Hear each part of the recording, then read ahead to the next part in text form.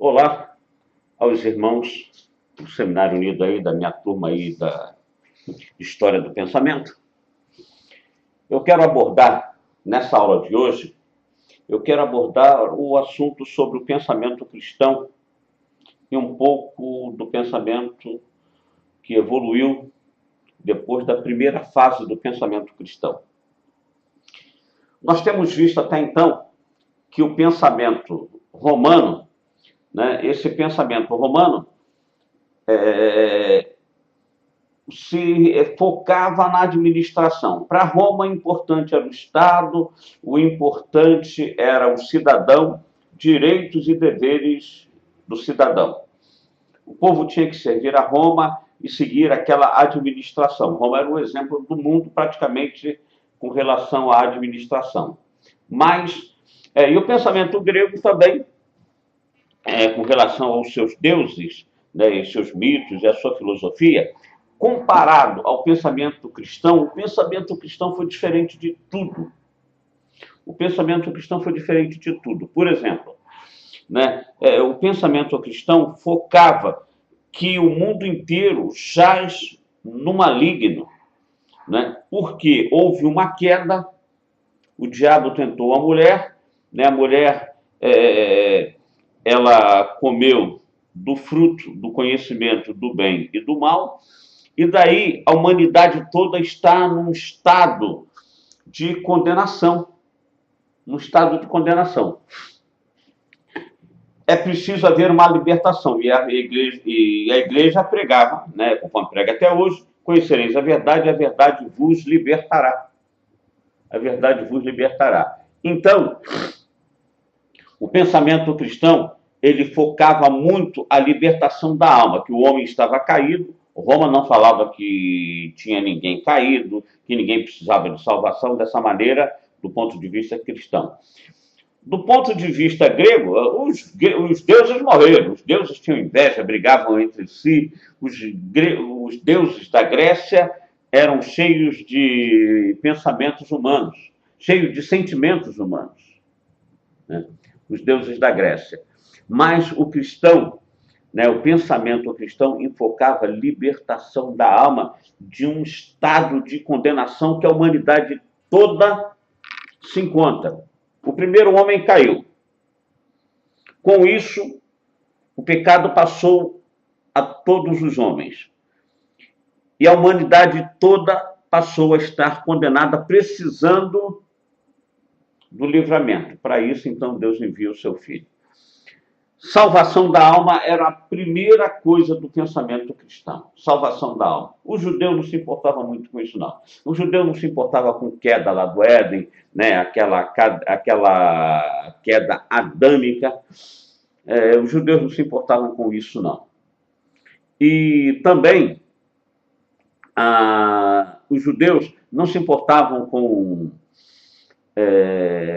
expulsão de demônios, com curas, essas coisas. O negócio os judeus queriam a prosperidade da nação e a libertação política.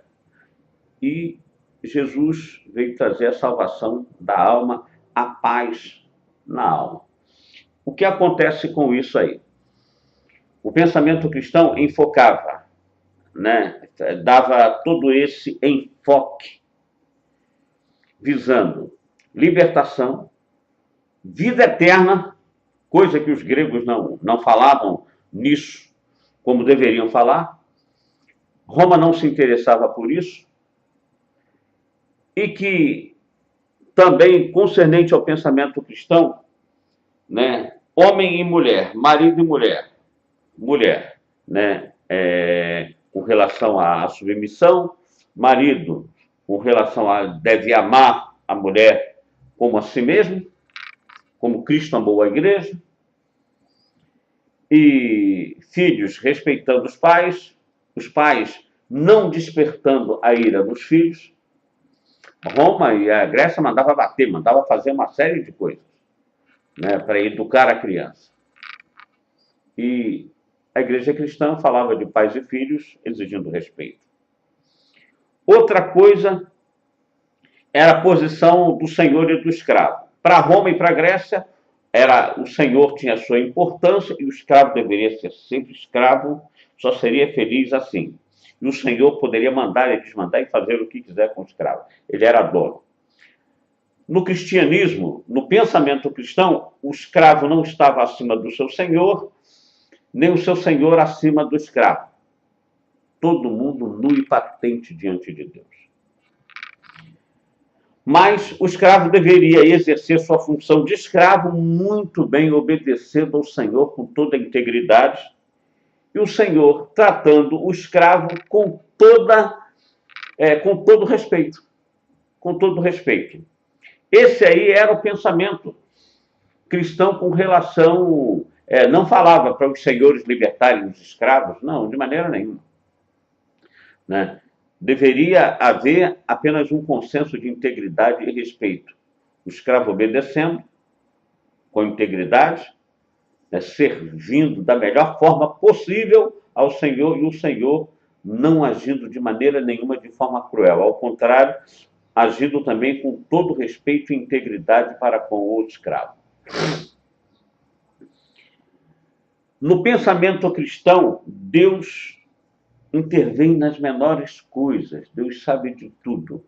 Roma achava interessante, até perguntava em alguns escritos assim de autores não cristãos, falavam assim: nossa, mas o Deus dos cristãos sabe até o que está na cozinha, dentro da panela.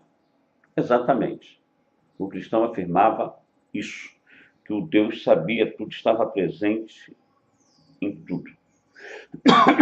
Era onipresente, bem diferente dos deuses de Roma e da Grécia. Depois, no pensamento cristão, a vida cristã prática, quer dizer, o dia a dia, a santidade, as atitudes, as obras. Mas com o desenvolvimento, vai passando o tempo, a igreja se organiza, aí já não é mais importante aquilo, arrependei-vos porque está próximo o reino dos céus. No período que a igreja se organiza depois de Constantino, o importante era pertencer à igreja. Pertencer à igreja. A igreja tomou para si como se fosse tomou para si a autoridade de Cristo. A igreja salvava e mandava para o inferno quem ela quisesse e mandava para o céu quem ela quisesse, seguindo aquele versículo assim que diz: tudo aquilo que ligares na terra será ligado no céu, e tudo aquilo que desligares na terra será também desligado no céu. Isso aí, esse pensamento, a Igreja Católica adotou por muito tempo isso aí. Com isso, a igreja, bem diferente da igreja de hoje, hoje a igreja é autônoma, é diferente, a igreja tem autonomia. No período da Igreja Católica, né, logo depois que a igreja é organizada, a igreja tinha supremacia, era diferente, a igreja era suprema. Com aquela visão seguinte: se a igreja teve inspiração para poder decidir quais livros seriam sagrados, decidindo isso nos concílios, então a igreja tinha poder também para salvar e condenar também quem ela quisesse. Esse pensamento durou até a Reforma. Esse pensamento acompanhou a igreja aí por praticamente quase 1.500 anos aí, até a Reforma. Depois da Reforma, o pensamento cristão foi, depois com Lutero, Zwinglio e Henrique VIII, o pensamento, né, um na Alemanha, outro na França, outro na Inglaterra, né? O pensamento cristão era um retorno à palavra. Assim está escrito, a palavra diz isso, a salvação é pela fé. Então, houve esse consenso. Mas, paralelo a esse pensamento também, começa pela Europa a descoberta do Novo Mundo, aqui nas Américas, caminho marítimo para as Índias, uma série de coisas que foram descobertas. Aí interessava agora o comércio. Interessava o comércio, as descobertas, com o quê? Com as grandes navegações. Com as grandes navegações aí, Portugal e Espanha, E a Inglaterra liderando isso aí tudo, praticamente. Mas depois, né, com a reforma, vai surgindo as igrejas e tal, aí o pensamento vai mudando, vem capitalismo, com isso aí, o capitalismo como consequência daquilo que se faça a explosão industrial, comércio, indústria, aí começa, o comércio e indústria começa a interessar hoje. Hoje, quando você corre atrás do emprego, quando você corre atrás para saldar suas dívidas do dia a dia com o teu salário, o pensamento se volta muito para o comércio e para a indústria, o trabalho. O trabalho. Né? Eu sei que durante a Renascença interessou a cultura grega de novo, as artes, a filosofia, com o iluminismo e tal, o pensamento se volta para o homem, mas hoje nós temos um pensamento cristão, cristocêntrico, mas bastante antropológico, ou seja, a igreja vive na terra, os problemas estão na terra e surgem aí mil problemas políticos e não se está esperando solução divina para isso. Criando esse monte de partido, um monte de filosofia política aí se pensa bem mais no benfeitor público do que no Salvador. Quer dizer, a igreja tem que repensar isso aí também. Por quê? Porque a Bíblia, Jesus falou, sem mim nada podeis fazer. Sem mim nada podeis fazer. Quer dizer, o pensamento ainda tem que ser aquele pensamento cristão, autêntico, do jeito que a Bíblia sempre nos apresentou. Foi a nossa aula de História do Pensamento, hoje, dessa quarta-feira. Que Deus nos abençoe.